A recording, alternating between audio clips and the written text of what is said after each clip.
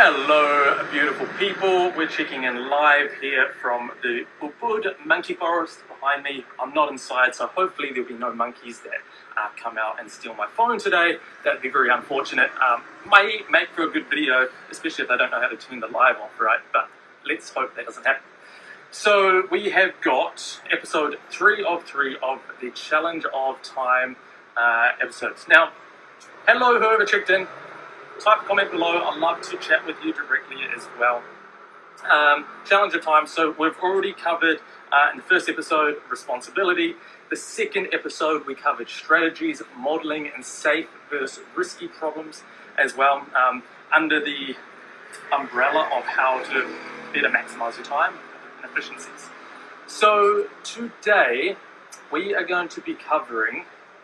Actually, before I go into that, I was just sitting down having a coffee for breakfast, and with breakfast, I should say, and I see Sophia, one of our members here, on her business page. She posted about a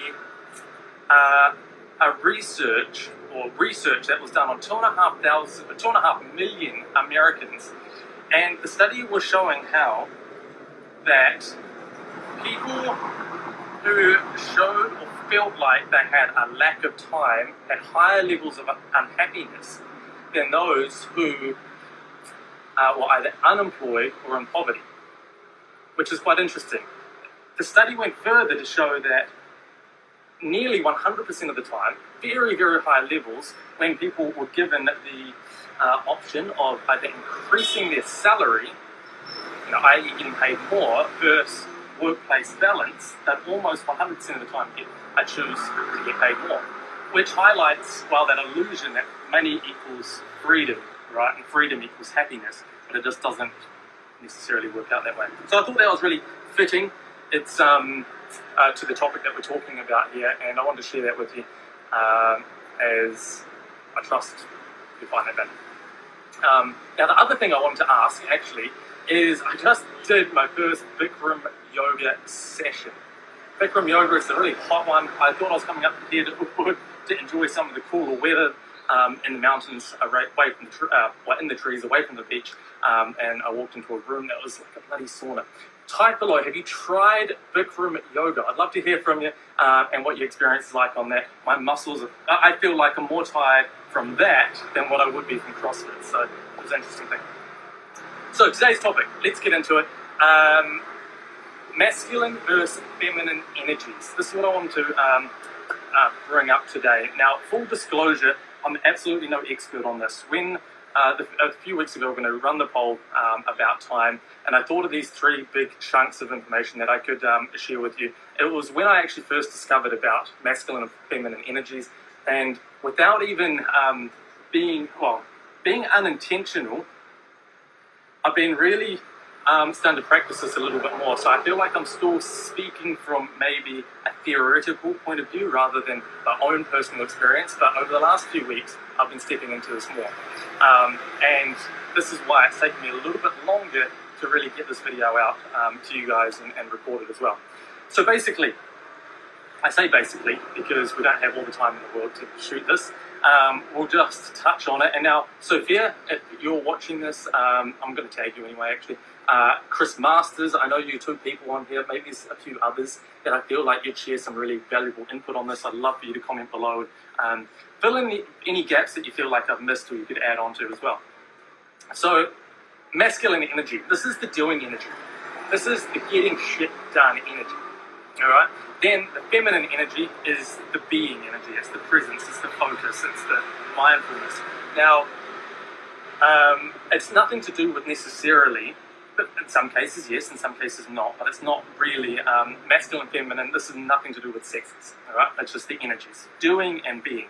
So, an example, doing energies, it's the drive, it's the motivation, it's the resilience, it's the pushing forward.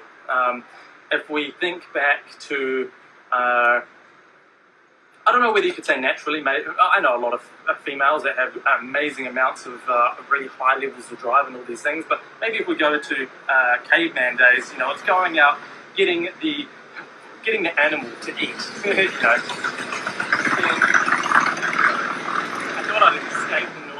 motorbikes are changing. They cut there as well. So then we have the being energy, the feminine energy, right? And this is the mindfulness, this is the caring, this is the compassion, this is being in the present moment. It's a much softer energy type. And the reason why this is important, actually before we go into importance, it's interesting, and I think it's worth noting, the society, Western society that we live in, for much of the world, not everywhere, not all societies and cultures obviously, but much of what I know and I understand is capitalism and society rewards masculine energy.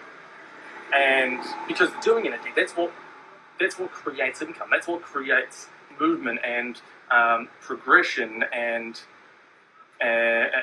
income, right? So if you look at all the world leaders, not all the world leaders, but many world leaders, the heads of major corporations, CEOs and higher level management, and this is again changing, which I think is fantastic, but it's been hugely male dominated, right? The world rewards masculine energy, getting the shit done, doing it. But the whole purpose of this video, and what I wanted to bring through to this, is doing and doing doesn't necessarily equal productivity. And this is something that I've personally had a lot of challenge with, and again, this is why it took me a little bit longer to get this video out, because I've been practicing, this is why I came to the book this morning actually, is practicing just being a little bit more, doing less and bring balance. So my doing was all the way up here, my being was just down here. So being is just, it allows a little, bringing it back down to balance, so then you have the focus as well. Now, I suppose an example of having high levels of doing and some of the symptoms, if you like, the underlying challenges that can show and how this can come up is things like overwhelm, things like procrastination. We can see it in corporate jobs of burnout. They're probably the three big ones. There's a whole lot of other symptoms that just don't come to mind right now, but this is a result of having too much do, too much go, too much going. And you may hear people go, oh, I've got too much on my plate. And what the research shows, and what I might want to suggest is, I bet if you took those same people and reduced their workload, it probably wouldn't actually resolve the underlying problems, because they could have one thing on their plate and they may feel like too much pressure, especially if they're not bringing the being in. All right? The whole idea is to bring the balance in. There's a lot of people that are doing far more than anyone else. They're filling their time with so much doing, but they're also doing the yoga, the meditation, the mindfulness. They've got the mindset to bring it in, to go, all right, and it brings the balance. So the way this, hope that makes sense. As I mentioned, this is a new thing for me to articulate, and this is what I'm bringing into my daily routine as well. And the reason why it ties into time is because doing does not equal productivity. And we talked about that in the last two episodes as well. So just to be a bit more mindful, to bring the clarity, bring the compassion, what that allows is then we can be focused. Being focused on the actions, then that's when we get productivity, rather than just running for the sake of running. Who knows if it's in the right direction, if it's the most efficient way. Does that make sense? I'd love to hear what else? Because there's more to say on this topic. The last thing I do want to mention is that we can, of course I get phone calls now as well. The last thing is it's not necessarily about just masculine, just feminine, and doing them. They intertwine, right? So things like writing a to-do list. The action of writing the list is probably a feminine energy, because you're bringing focus, you're bringing clarity, you're bringing thought into the process, and then you go and do the action, which is the masculine energy. Right? So there's a whole lot of examples like that. maybe I'd love to hear some examples from yourself how that could apply as well. What's another example that we could add?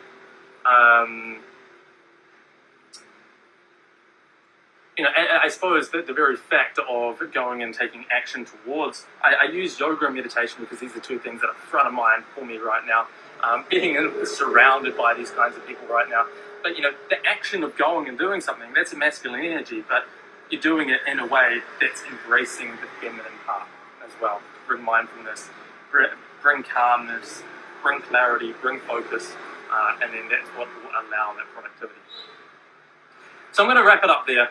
As I say, I'd love to hear more on this because this is something that I'm personally working on, and it's such an interesting topic that is so expansive as well.